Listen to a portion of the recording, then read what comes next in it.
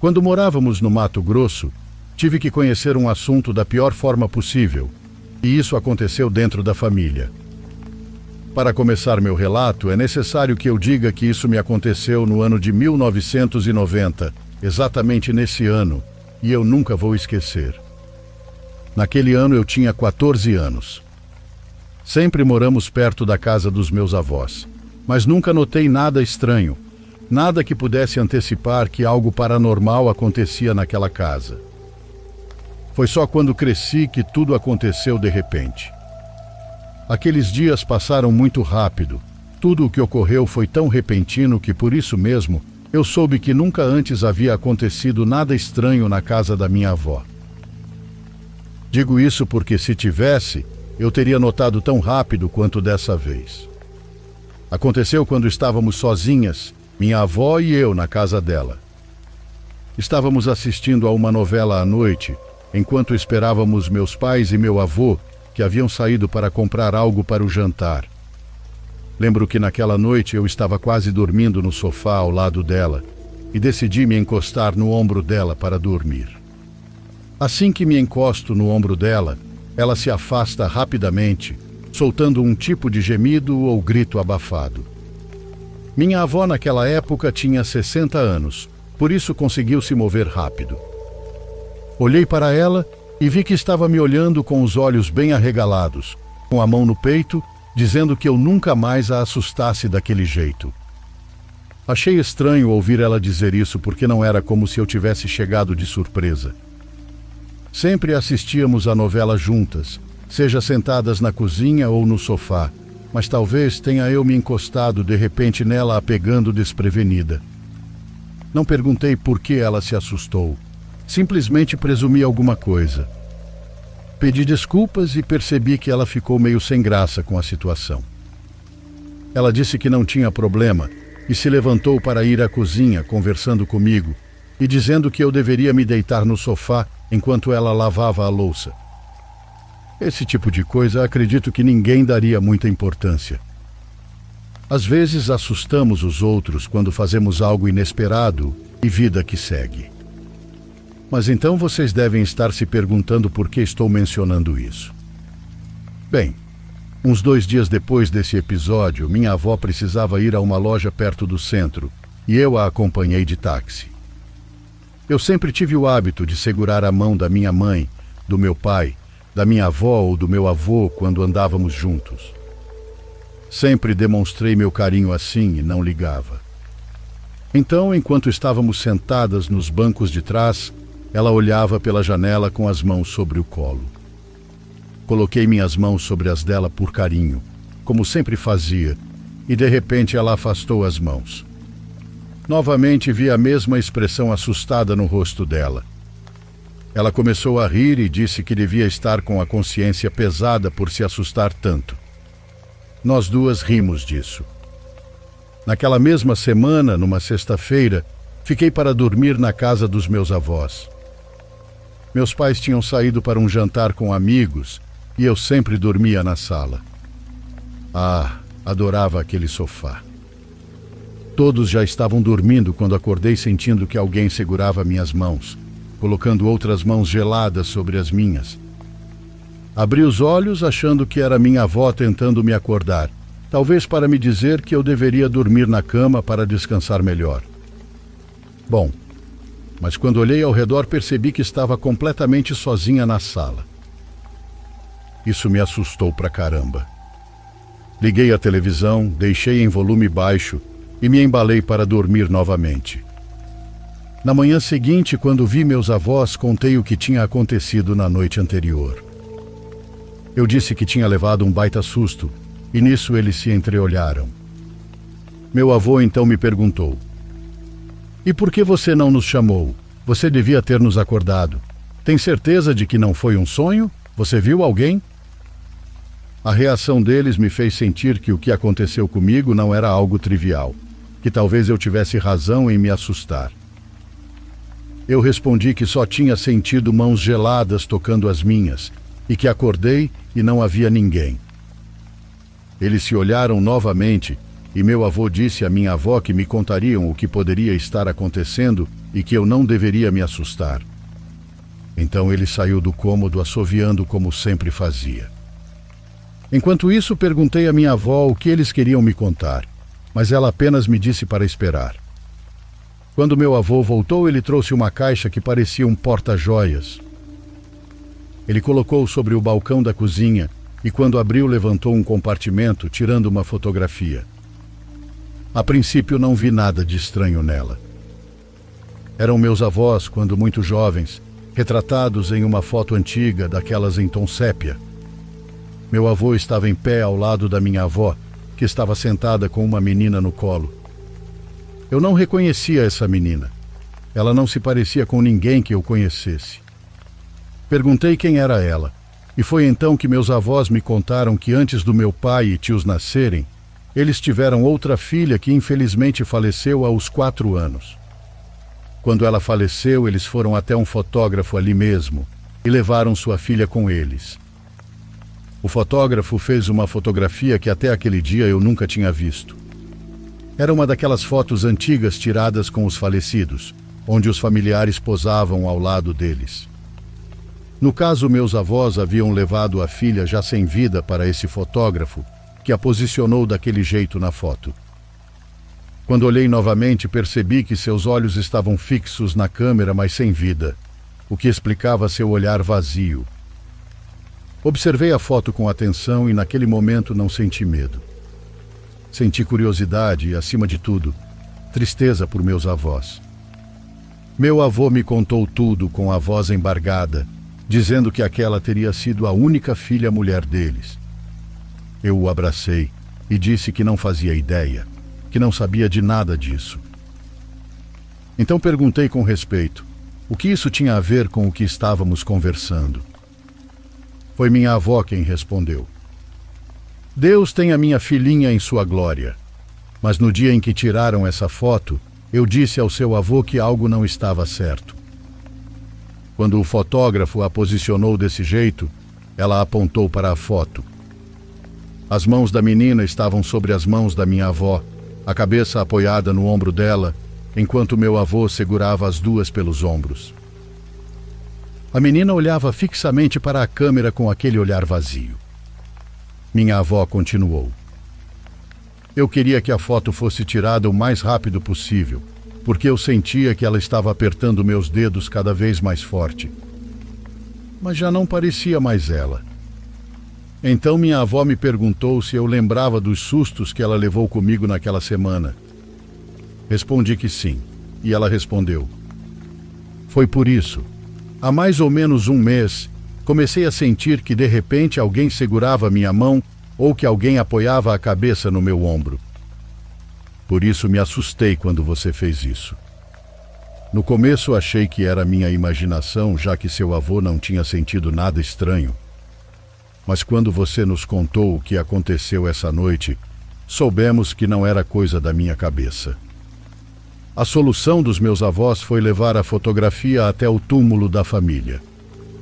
Pediram para abrir a lápide e enterraram a foto ali. Eles me disseram que doía deixar a foto lá, mas que algo dentro deles também dizia que precisavam se desfazer dela.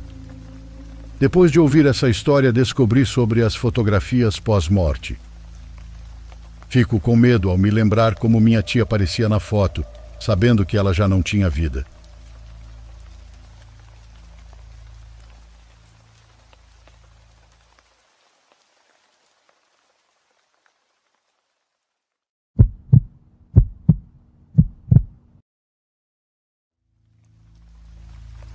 Fiz parte do exército por mais de 10 anos, como realização de um sonho. Durante esse tempo tive que enfrentar muitas coisas. Operações, emboscadas e longas noites de vigilância no meio do nada. Mas se há algo que deixou uma marca inesquecível em mim, foi o que vivi em uma base de fronteira há alguns anos. Nunca mais vi o mundo da mesma forma depois daquela noite. Estávamos em uma daquelas bases avançadas que parecem esquecidas pelo mundo, em meio a um terreno árido onde o vento levanta poeira para todo lado. Nossa missão era vigiar o perímetro, monitorar possíveis infiltrações e manter presença na zona. Nada muito complicado, apenas longas horas de patrulhamento e relatórios de rotina.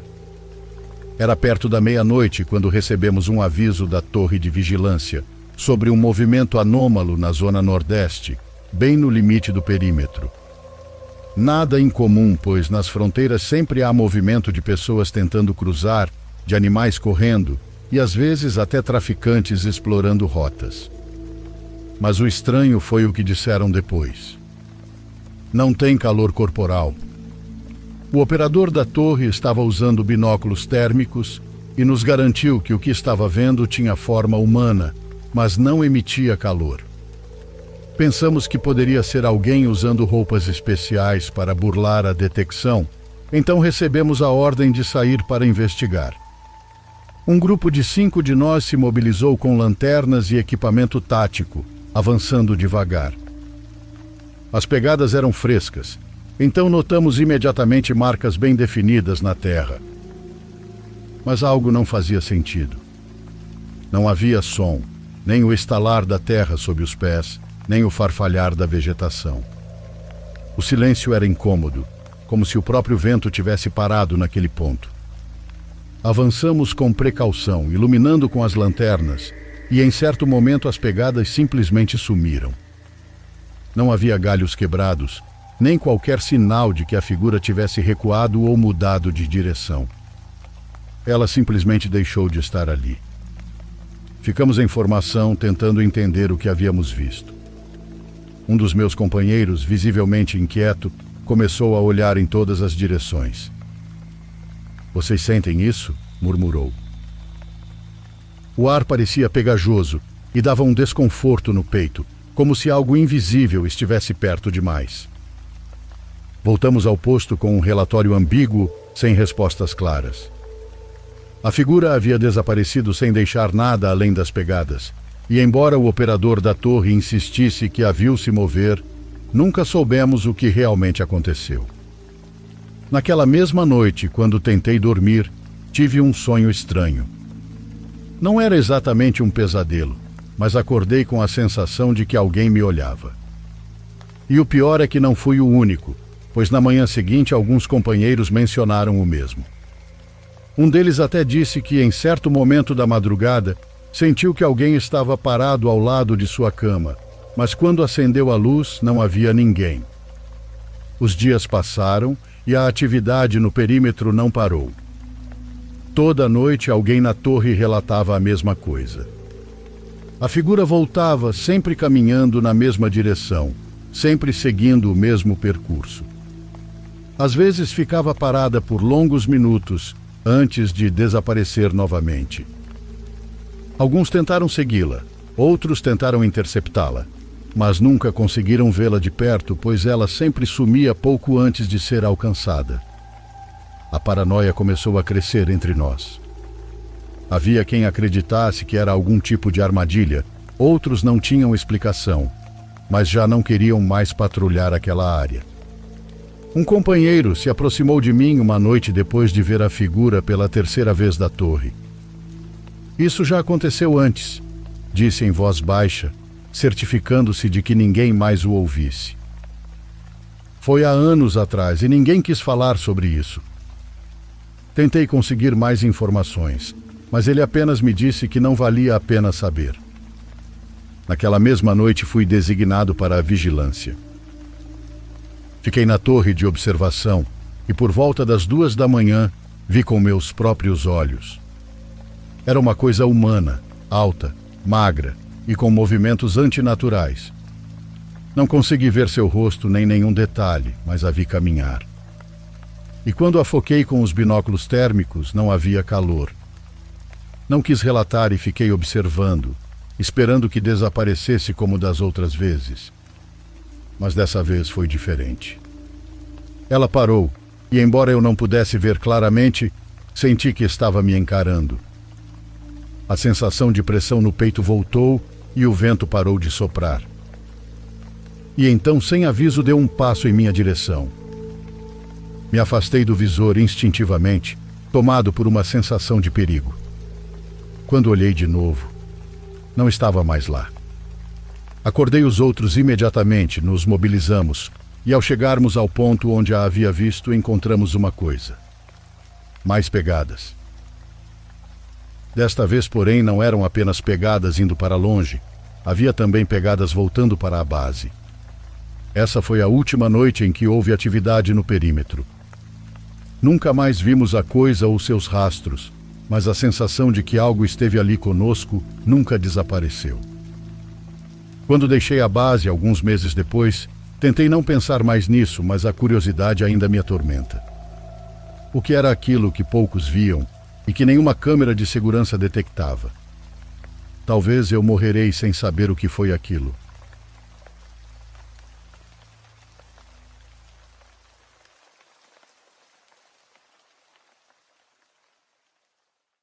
Por favor, curta e se inscreva se você estiver gostando. Agora continuamos.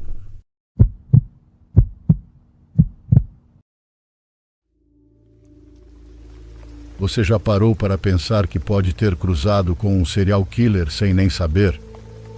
Dizem que eles não são tão comuns hoje em dia. Pelo menos é o que as estatísticas modernas querem que acreditemos. Mas eu acho que isso ainda acontece, porque acredito que aconteceu comigo.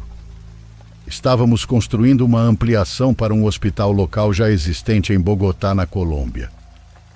Projeto grande, 5 andares com 2 alas conectando ao prédio principal. A estrutura estava mais ou menos na metade quando esse cara começou a aparecer. Ele simplesmente surgiu num dia aleatório de março. Alto, muito magro, vestindo uma camisa branca abotoada que estava limpa demais para alguém de um canteiro de obras. Ele sempre carregava um tubo azul, do tipo que arquitetos usam para guardar projetos, e caminhava pelo perímetro da obra, fazendo anotações em um pequeno caderno preto. Um dos nossos companheiros perguntou se ele era um inspetor. Eu não tinha ideia, pois ninguém nos avisou sobre nenhuma inspeção agendada. O estranho era que ele nunca usava capacete, nunca fazia check-in no escritório da obra e nunca falava com ninguém. Um dos novatos também ficou desconfiado. Esse cara não olha para o prédio, ele olha para a gente, disse ele um dia na hora do almoço. Eu disse ao novato para deixar isso para lá, mas no dia seguinte o vi se aproximar do cara perto da escada leste. Eu estava trabalhando no 3º andar. Então não ouvi o que foi dito, mas vi o novato tentando ser amigável. O homem alto apenas sorriu, não um sorriso normal, e então se virou e foi embora. Mais tarde, o novato me contou. Ele não disse uma palavra, só ficou me encarando como se estivesse memorizando meu rosto. O homem alto não apareceu por alguns dias depois disso. Então, o novato começou a faltar no trabalho, sem nem ligar para avisar. Isso não era comum para ele. Quando ele faltou pela 2ª vez, ligamos para o contato de emergência dele, que era sua irmã. Ela retornou a ligação naquela noite, chorando. O rapaz estava morto. Alguém havia cortado sua garganta. Fui chamado ao apartamento dele para identificar algumas de suas coisas. O que vi lá ainda me tira o sono. As paredes estavam cobertas de projetos, não projetos profissionais, mas esboços feitos à mão do hospital, misturados com plantas das nossas casas. Minha janela da cozinha estava desenhada perfeitamente, até com a rachadura no canto que eu ainda não tinha consertado. Um policial me mostrou algumas imagens de segurança da obra. O homem alto evitava a maioria das câmeras, mas uma conseguiu capturá-lo olhando diretamente para ela, com aquele mesmo sorriso que o rapaz havia mencionado. O policial explicou. Ele é um ex-paciente desse hospital. Teve um colapso depois que a esposa dele morreu durante uma cirurgia de rotina. Ele culpou os médicos, o hospital, tudo. Quando perguntei por que ele tinha mirado em um dos meus trabalhadores, o detetive respondeu: vocês estão expandindo o lugar onde ele perdeu tudo. Na cabeça dele, acho que vocês estão ajudando o hospital a matar mais pessoas. Eles encontraram planos detalhados no apartamento do meu companheiro de trabalho mostrando como o homem estava planejando sabotar estruturas críticas do prédio para que ele desabasse depois de inaugurado. Fico me perguntando se o novato interrompeu algo que ele estava fazendo naquele dia. Houve uma grande caçada policial por semanas depois. A construção foi interrompida e só começou novamente com seguranças armados. Checamos e rechecamos tudo na obra. Felizmente não encontramos nenhum sinal de sabotagem, mas o homem alto nunca foi encontrado. Desde então, ouvi histórias de outros 3 canteiros de obras na região, trabalhadores falando sobre um homem alto com um tubo de projetos vagando ao entardecer. No mês passado, um carpinteiro de outra construção não apareceu para trabalhar. Encontraram desenhos na garagem dele, não do prédio em que ele estava trabalhando, mas do próximo hospital planejado para a região. A polícia nunca conectou oficialmente esses casos.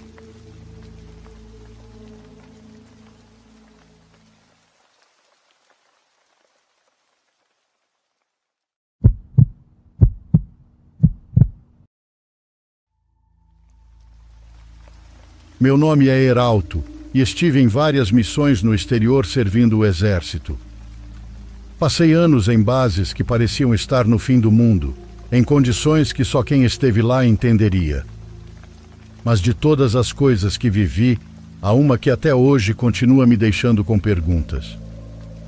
É algo que não tem explicação, algo que ninguém na minha unidade quis discutir depois que aconteceu. Foi em 2012, no Afeganistão. Nossa base estava no meio do nada, rodeada por montanhas áridas e quilômetros de terreno desolado. As noites eram frias e fora do perímetro só havia escuridão. Uma noite, enquanto estava de guarda no posto de comunicações, ouvimos uma transmissão que nunca deveríamos ter recebido. Era um sinal em código militar, um pedido de socorro de uma unidade em perigo. Isso não foi o estranho. O perturbador era a designação da unidade. Ela não existia em nossos registros. Verificamos com os superiores, com a inteligência e até mesmo com bases próximas, mas ninguém conhecia aquela unidade. Ninguém tinha registro de que eles haviam sido enviados para a nossa área, mas o sinal continuava lá. Nós o rastreamos até um velho quartel a vários quilômetros a leste. Uma zona que, segundo os mapas, havia sido evacuada e abandonada há mais de 10 anos, depois de um ataque. Uma equipe foi enviada para investigar e eu estava entre eles. A viagem foi tensa e era uma daquelas missões em que você sente que algo não está certo desde o início. Que o ambiente é pesado, mesmo sem uma razão lógica para isso. Nos movemos em veículos leves, com equipamento completo e preparados para qualquer coisa. Ou pelo menos era o que achávamos. Quando chegamos, encontramos o que esperávamos. Um quartel em ruínas, com paredes perfuradas por estilhaços, portas arrancadas e escombros por toda parte. O que não esperávamos era o que encontramos lá dentro. Havia equipamentos militares espalhados como se alguém tivesse saído às pressas. Pratos com restos de comida ainda estavam sobre mesas. Mochilas estavam abertas e havia documentos espalhados. Tudo parecia como se em algum momento alguém tivesse estado lá e de repente tivesse desaparecido. Mas o mais inquietante foi o rádio. Ele ainda estava ligado. Era um velho equipamento de comunicações coberto de poeira, mas funcionando. O sinal que vinha dali era o mesmo que havíamos recebido na nossa base. Um dos nossos verificou os registros de transmissão e o que ele encontrou nos deixou caçando a cabeça. A última vez que aquele rádio havia sido usado foi em 2002, 10 anos antes. Mas naquele momento o sinal ainda estava ativo, como se alguém continuasse transmitindo de um quartel que estava vazio há uma década. Decidimos cortar a transmissão, pois não havia motivo para que ele continuasse ligado. Talvez fosse apenas um mau funcionamento. Mas quando um dos nossos se aproximou do rádio para desligá-lo, a estática mudou e uma voz saiu dos alto-falantes. Quem está aí? Era uma voz humana, distorcida pelo sinal, mas inconfundível. Ficamos parados sem responder. Precisamos de ajuda. A voz falou de novo, fraca e entrecortada. Um dos soldados tentou pedir identificação, mas a voz o interrompeu. Já é tarde demais, eles estão chegando. O canal se encheu de estática e o rádio desligou sozinho. Nos entreolhamos, esperando que alguém dissesse que foi apenas uma interferência, uma coincidência, mas ninguém disse isso. Recolhemos o que pudemos dos arquivos e saímos do quartel. Não íamos ficar lá mais tempo do que o necessário.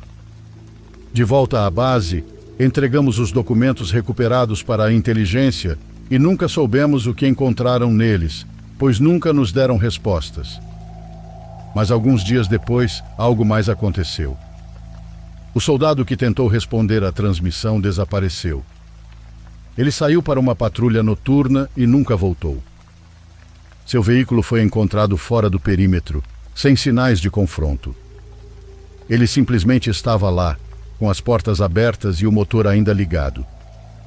Não houve tiros, e não havia pegadas que indicassem que alguém esteve com ele. Ele simplesmente desapareceu. Essa foi a última vez que alguém mencionou o que encontramos naquele quartel. Até hoje, quando me lembro daquela missão, faço a mesma pergunta. Se aquela transmissão estava ativa há 10 anos, quem a desligou quando chegamos?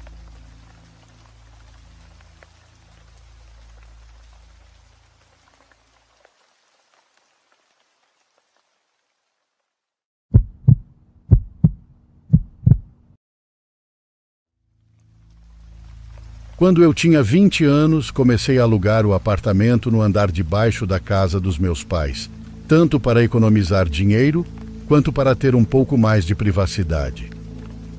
Mas mesmo que meus pais saíssem bastante, ainda parecia que eu não tinha privacidade e nem podia receber amigos ou garotas em paz. O apartamento do andar de baixo era separado por uma porta na escada. O layout lá era aberto, com a pequena cozinha integrada à área da sala de estar. Eu tinha meu quarto, banheiro e lavanderia no final do corredor, além de uma entrada lateral pela sala. Isso aconteceu em um fim de semana em que meus pais estavam viajando, então eu poderia fazer barulho à vontade.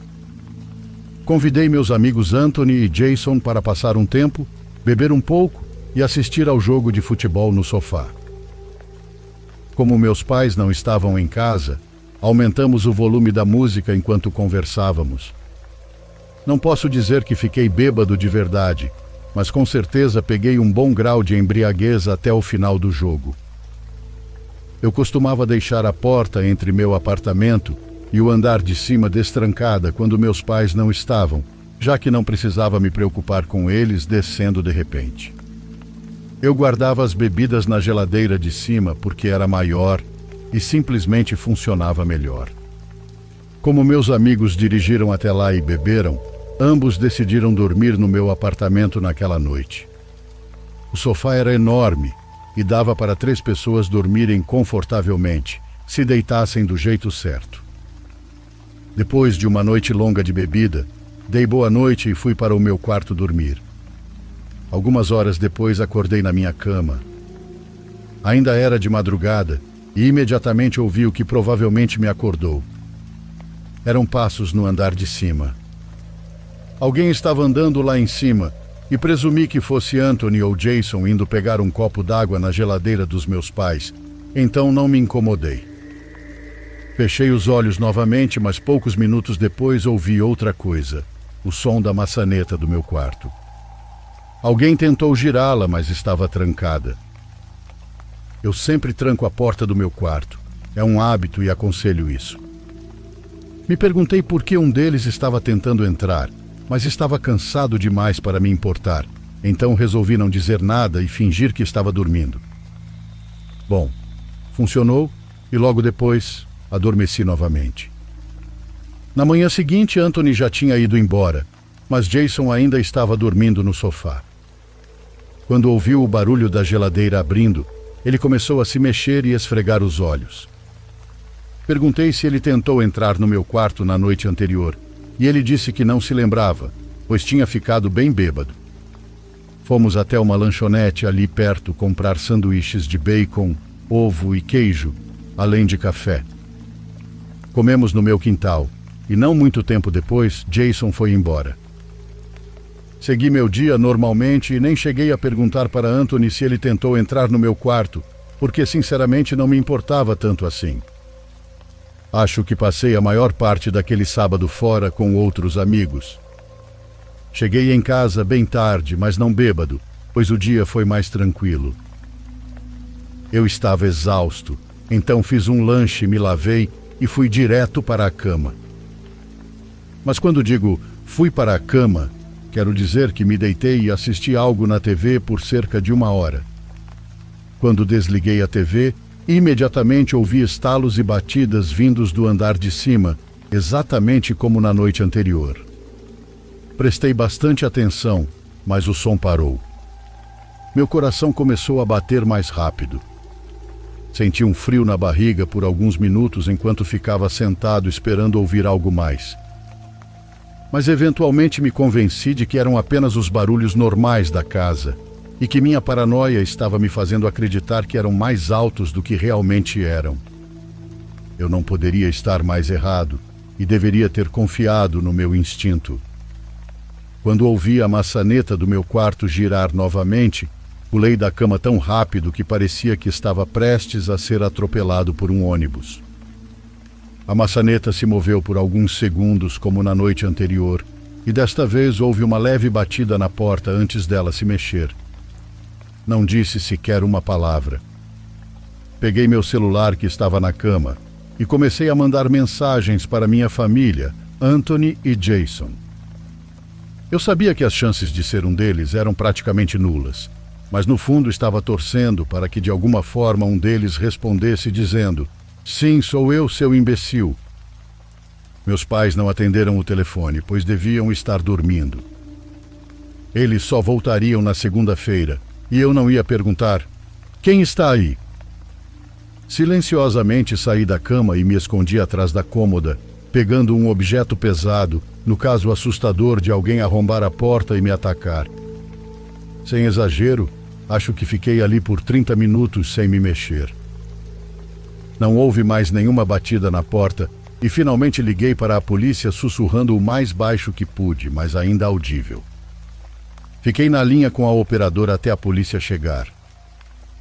Como não me sentia seguro saindo do quarto, pedi que eles viessem até a minha janela. Quando um dos policiais bateu na minha janela, fui abrir. Graças a Deus, meu quarto ficava no térreo. Assim entreguei a chave da entrada lateral e momentos depois ouvi a porta do meu apartamento sendo aberta. Só então saí do meu quarto e fui recebido por 2 policiais. Meu apartamento era pequeno e não havia muitos lugares para se esconder, então a busca foi rápida. Depois, subimos para o andar principal da casa e verificamos tudo. Nada. Por fim, subimos para o último andar e avisei aos policiais quais eram os cômodos antes que eles entrassem. Quando entraram no quarto dos meus pais, ouvi uma confusão cerca de 30 segundos depois. Eu estava no corredor e escutei os gritos dos policiais. Dei uma espiada e vi 2 deles gritando para alguém debaixo da cama dos meus velhos. Senti um nó no estômago. Fui instruído a esperar no andar de baixo e minutos depois os policiais desceram com um homem alto, sujo e vestindo um moletom. Perguntaram se eu o conhecia e respondi sem hesitação: "Claro que não." O olhar de ódio que aquele homem me lançou foi assustador. Ele parecia ser um morador de rua louco. Depois que o levaram para fora da casa, me senti 1000 vezes melhor. Os policiais disseram que se meus pais quisessem levar o caso adiante, deveriam entrar em contato com a delegacia. Depois que os policiais foram embora, a primeira coisa que fiz foi mandar mensagens para todos os grupos da minha família e amigos. Como era tarde, poucos responderam na hora. Na manhã seguinte, liguei para meus pais e contei o que aconteceu. Eles ficaram loucos, como qualquer um ficaria. Mas como o homem era morador de rua e aparentemente nada foi roubado, meus pais decidiram não tomar nenhuma atitude legal. Acho que existe a possibilidade de eu ter deixado a porta da frente destrancada naquela noite em que os caras vieram, e o homem simplesmente entrou enquanto estávamos ouvindo música no volume alto. Ou o que é ainda mais assustador, ele poderia estar na casa há muito mais tempo e nós nunca soubemos.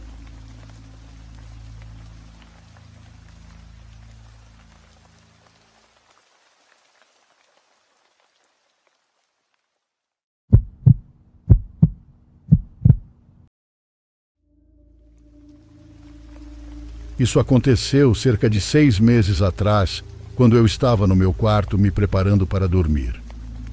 Eram mais ou menos 11 da noite. Minhas cortinas estavam fechadas, então eu não conseguia ver lá fora. Enquanto eu arrumava algumas coisas, de repente ouvi 3 batidas fortes na janela. O som era nítido e claro, como se alguém estivesse bem ali do lado de fora. Eu travei por um momento com muito medo de me mexer. Depois de alguns segundos, quando meu instinto de sobrevivência entrou em ação, eu saí correndo do quarto e fui direto até o meu pai. Eu mal conseguia explicar o que tinha acontecido, porque estava muito abalada. Moro com meus pais e 2 irmãos em um bairro bem movimentado, então ouvir barulhos não é incomum. Mas aquela batida era completamente diferente. Foi direto na minha janela, como se alguém quisesse que eu notasse. O mais estranho é que o meu quarto fica na parte de trás da casa, não na frente. Para alguém bater na minha janela, teria que entrar no quintal. Pedi ao meu pai para verificar. Ele abriu as cortinas, mas não havia ninguém lá. Ele até saiu para olhar no quintal, mas estava vazio. Fechei as cortinas e tentei esquecer, dizendo a mim mesma que era só minha imaginação ou talvez um animal. Não queria pensar muito nisso, então fui dormir, ainda me sentindo um pouco insegura. Na noite seguinte, quase no mesmo horário, ouvi novamente 3 batidas na janela.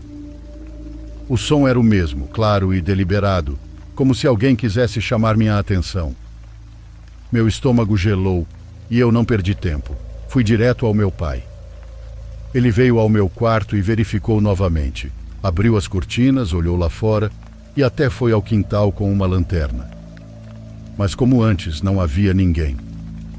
Mas dessa vez, eu não conseguia me livrar da sensação de que algo estava errado. Fiquei com muito medo de ficar no meu quarto, então peguei um cobertor e um travesseiro e dormi no chão do quarto dos meus pais.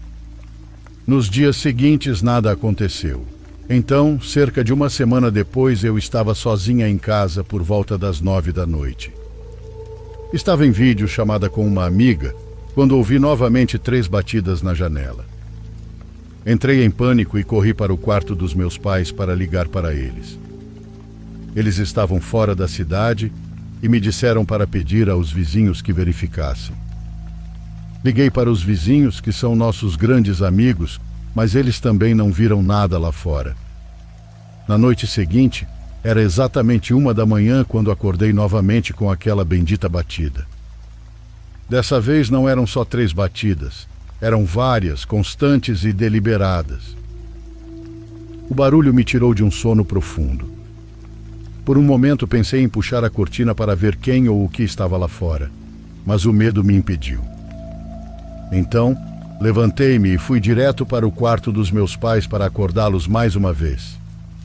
A essa altura, eles já estavam cansados de tudo isso e nem se deram ao trabalho de verificar, dizendo que provavelmente não era nada. Nas noites seguintes, as batidas continuaram. Não era toda a noite, mas o suficiente para que eu não conseguisse relaxar no meu quarto. Então, eventualmente, meus pais decidiram me deixar mudar para outro quarto. Transformaram o escritório em meu novo quarto e mudaram tudo de lugar na esperança de que eu não ouvisse mais nada. No começo, funcionou. Por cerca de 3 noites tudo ficou quieto e comecei a me sentir melhor. Mas então ouvi de novo as mesmas batidas, 3 pancadas fortes, como antes. Dessa vez fiquei realmente irritada e decidi olhar pela janela. E lá estava alguém agachado do lado de fora. Acho que era um homem, ou talvez uma mulher muito forte. Estava usando um moletom cinza e jeans escuros, embora eu não conseguisse dizer a cor exata porque estava escuro. Fechei as cortinas devagar e corri para contar tudo aos meus pais. Eles ouviram atentamente e decidiram chamar a polícia. Quando os policiais chegaram, verificaram a casa, mas obviamente não encontraram ninguém. E como não havia provas concretas, não havia muito o que fazer. Eles sugeriram que instalássemos câmeras ao redor da casa, especialmente perto da minha janela, para monitorar a área caso acontecesse de novo. No dia seguinte, instalamos uma câmera de segurança apontando para minha janela e mais algumas ao redor da casa. Até agora, essa pessoa não apareceu.